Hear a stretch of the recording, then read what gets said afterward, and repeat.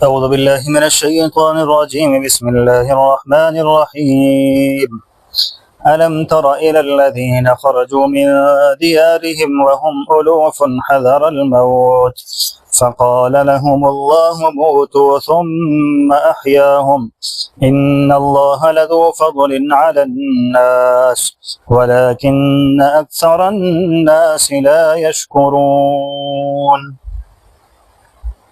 ألم ترى کیا آپ کو علم نہیں ہے الی الذین ان لوگوں کا خرجو جو نکلے ہیں من دیارہم اپنے گھروں سے وہم الوف اور وہ ہزاروں کی تعداد میں تھے۔ الوف الف کی جمع الف ہزار کو کہا جاتا ہے اور الوف اس کی جمع ہزاروں کی تعداد میں تھے۔ حذر الموت موت سے ڈرتے ہوئے فقال لهم اللہ پس فرمایا اللہ تعالیٰ نے ان سے موتو مر جاؤ ثم احیاہم پھر رب تعالیٰ نے ان کو زندہ کیا ان اللہ بے شک اللہ تعالیٰ لذو فضل علی الناس البتہ لوگوں پر فضل کرنے والا ہے ولیکن اکثر الناس اور لیکن اکثر لوگ لا یشکرون شکر ادا نہیں کرتے۔ وقاتلوا فی سبیل اللہ اور لڑو اللہ تعالیٰ کے راستے میں وعلموا اور تم جان لو ان اللہ بے شک اللہ تعالی سمیع سننے والا ہے علیم جاننے والا ہے۔ من ذا الذی کون ہے وہ شخص یقرض اللہ جو قرض دیتا ہے اللہ تعالی کو قرضا حسنا قرض اچھا فیضاعفہ لہ پس بڑھائے گا اللہ تعالی اس کے لیے اضعافا کثیرا کئی گنا زیادہ بڑھا دینا۔ واللہ یقبض اور اللہ تعالیٰ ہی رزق تنگ کرتا ہے ویبسط اور رزق کشادہ کرتا ہے وإلیہ ترجعون اور اسی کی طرف تم لوٹائے جاؤ گے۔ صدق اللہ العظیم۔ الم تر الی الذین ایک واقعہ یہاں سے بیان فرماتے ہیں۔ ترا کا معنی یہاں پر دل کے ساتھ جاننا اس کے بھی آتے ہیں۔ یہ الم تر الی الذین خرجوا من دیارہم کیا ہمارے بتانے کے بعد آپ کو اس کا علم نہیں ہے؟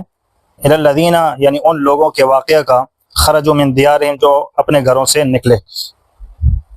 سب سے پہلے یہ سمجھیں ایک بنی اسرائیل ایک مشہور خاندان تھا۔ حضرت یعقوب علیہ السلام کی اولاد کو کہا جاتا ہے۔ حضرت یعقوب کو اللہ تعالیٰ نے 12 بیٹے عطا فرمائے تھے، ان بیٹوں کی نسل آگے چلی۔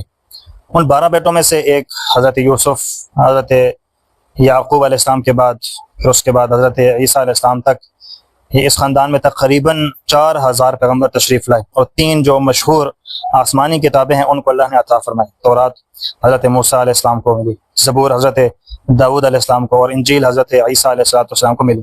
یہ سب بنی اسرائیل کی طرف پیغمبر بنا کر بھیجے گئے تھے۔ اور یہ واقعہ حضرت حزقیل علیہ السلام کا ہے، یہ بھی اللہ تعالیٰ کے پیغمبر تھے۔ اللہ تعالیٰ نے ان کو بھی بڑا رتبہ عطا فرمایا تھا۔ حضرت حزقیل کے مقابلے میں ایک قوم تھی عمالقہ نام سے، یہ بڑے قد و قامت والے بڑے لڑاکے اور سخت جان لوگ تھے۔ ان کے ساتھ لڑنے کے لیے حضرت حزقیل علیہ السلام نے فرمایا کہ لوگوں تیاری کرو۔ قوم نے کہا کہ حضرت وہ تو بڑے زوراور لوگ ہیں، ہمیں تو وہ لوگ وہیں پر مار دیں گے۔ کئی ہزار لوگ تھے۔ قرآن پاک میں دیکھیں یہاں پر الوف کے لفظ آتے ہیں، اور بعض تفاسیر کے اندر 4000، بعض میں 8000 کا بھی ذکر ہے، 10,000 70,000 تک کا بھی ذکر آتا ہے۔ تو جب حضرت حزقیل علیہ السلام نے ان کو جہاد کا فرمایا تو یہ گھروں سے نکل کر جنگلوں کی طرف بھاگے۔ اللہ تعالیٰ نے ان لوگوں پر وہیں موت مسلط کر دی، ہزاروں کی تعداد میں لوگ مر گئے، مسلسل 8 دن مرے رہے۔ حضرت حزقیل علیہ السلام کی برکت سے پھر اللہ نے ان کو دوبارہ زندہ کر دیا۔ تو یہ بات اللہ تعالیٰ سمجھانا چاہ رہے ہیں کہ جہاد کرنے سے موت نہیں آتی ہے۔ یہ نہیں کہ جب آپ جہاد میں جائیں گے تو بس یقینی بات ہے کہ اب آپ نے مرنا ہے۔ بعض دفعہ جہاد سے جب بندہ بھاگتا ہے اپنی جان بچانے کے لیے تب بھی موت آ جاتی ہے۔ بات سمجھ آ گئی؟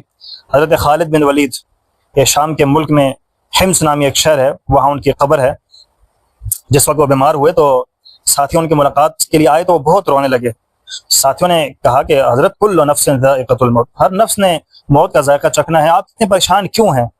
تو حضرت خالد بن ولید نے فرمایا کہ موت سے نہیں ڈر رہا، اور مجھے معلوم ہے کہ موت آئے گی، برحق ہے، مگر میں اس بات پر رو رہا ہوں کہ میں نے اتنے جہاد کیے لیکن، اور یہاں تک فرمایا کہ میرے سر سے لے کے پاؤں تک ہر جگہ پر زخم ہے جہاد کے اندر مجھے لگے ہیں، لیکن مجھے موت میری چارپائی کے اوپر آ رہی ہے، وہاں پر میری موت نہیں آئی، میں اس وجہ سے رو رہا ہوں کہ اللہ کے راستے میں مجھے موت کیوں نہیں آئی۔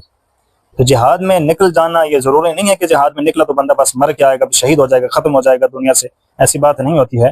جہاد کے اندر بھی بندہ جاتا ہے اور اللہ اس کو غازی بنا کر بھی لوٹا دیتے ہیں، شہادت کا رتبہ اور مرتبہ بھی اللہ نصیب فرما دیتے ہیں، اور غازی کا مرتبہ بھی نصیب فرما دیتے ہیں۔ تو وہ تو حضرت خالد بن ولید تھے جن کو سیف اللہ کہا جاتا تھا۔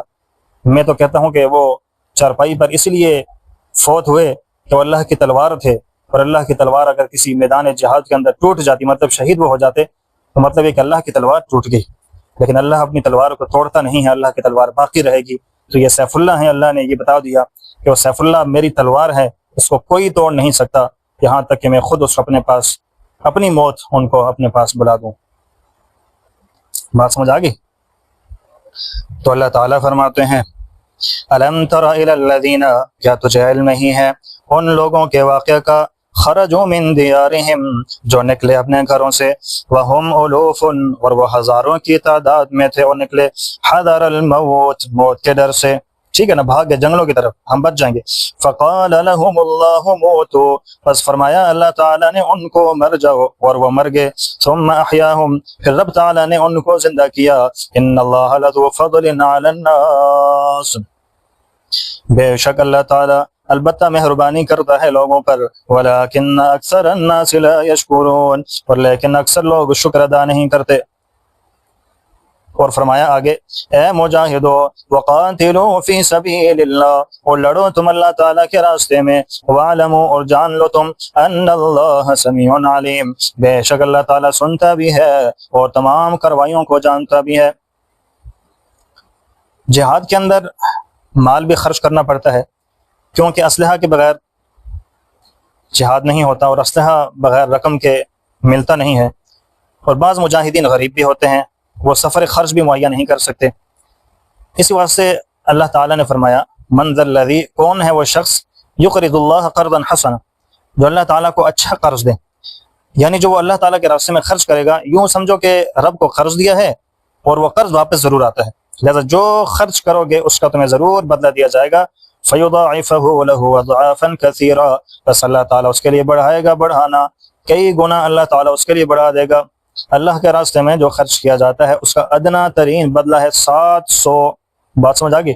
وَاللَّهُ يُضَاعِفُ لِمَن يَشَاءُ، اور اللہ تعالیٰ بڑھاتا ہے جس کے لیے چاہتا ہے۔ دیکھیں، ایک آدمی گھر میں بیٹھا ہے، کہتا ہے سبحان اللہ، تو اس کو کتنی نیکیاں مل گئیں؟ 10 نیکیاں۔ یہی اگر اللہ کے راستے میں نکل کر کہتا ہے سبحان اللہ، تو اس کو 700 نیکیاں ملتی ہیں۔ گھر سے نکلا، راستے میں کوئی ملا، السلام علیکم، 10 نیکیاں مل گئیں، وعلیکم السلام کہا، 10 نیکیاں مل گئیں۔ لیکن اگر اللہ کے راستے میں نکل جاتا ہے، کسی کو کہہ دیتا ہے السلام علیکم، تو اس کو 700 نیکیاں ملتی ہیں۔ کسی کو جواب دیتا ہے وعلیکم السلام، 700 نیکیاں مل گئیں۔ جواب پوری طرح دینا چاہیے، ٹھیک ہے، وعلیکم السلام ورحمۃ اللہ وبرکاتہ، واللہ یضاعف لمن یشاء۔ یاد رکھیں، کوئی نیکیوں کی کوئی ایک مقرر نہیں ہوتی ہے حد کہ 700 ملیں گی، بلکہ اللہ نے فرمایا کہ یضاعف لمن، اس سے بھی زیادہ اللہ دگنا عطا فرماتا ہے۔ رب تعالیٰ کی رحمت بڑی وسیع ہے، اس کے خزانوں میں کسی قسم کی کوئی کمی نہیں آتی ہے، اللہ تعالیٰ بے شمار عطا فرمانے والا ہے۔ واللہ یقبض ویبسط، اللہ تعالیٰ ہی رزق کو تنگ کرتا ہے اور کشادہ کرتا ہے، سب اسی کے اختیار میں ہے۔ اللہ تعالیٰ نے یہ اختیار کسی کو نہیں دیا، نہ تو اللہ تعالیٰ کے راستے میں خرچ کرنے سے مال گھٹتا ہے، اور نہ ہاتھ کھینچ لینے سے مال بڑھ جائے گا۔ وَإِلَيْهِ تُرْجَعُونَ، اور اسی کی طرف تم لوٹائے جاؤ گے۔ لہٰذا اللہ تعالیٰ کو راضی کر لو تاکہ شرمندگی کسی قسم کی نہ اٹھانی پڑے۔ اللہ کریم سے دعا ہے کہ اللہ ہم سب کو عمل کی توفیق نصیب فرمائے۔